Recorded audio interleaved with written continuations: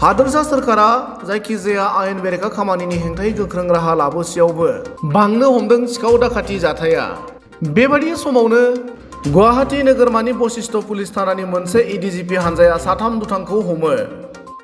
जाथायनि सायाव मिथिनो हानाय बादिब्ला रबिबारनि फुंबिलि समाव बशिष्ठ राजा लामायाव सासे सुबुंखौ गाग्लोबनानै 10,030 रां सेख'नानै AS01FA3206 नम्बरनि गंसे बाइकजों साथाम दुथाङा जोबोर गोख्रैथिजों खारलांनाय समाव होसोनानै हमनो मोनो होनना पुलिसनि सुलुङा मिथिहोदों। हमजानाय साथाम सुबुंखौ लालमाटिनि लाकी बर्मन आरो गुबुन सानैया खानापारानि प्रकाश बर' आरो प्रान्जल बर' होनना मिथिहोदों। बे समाव हमनो मोननाय साथामखौबो आयेननि गेजेरजों साजा होनाय जागोन होनना पुलिसनि सुलुङा मिथिहोदों।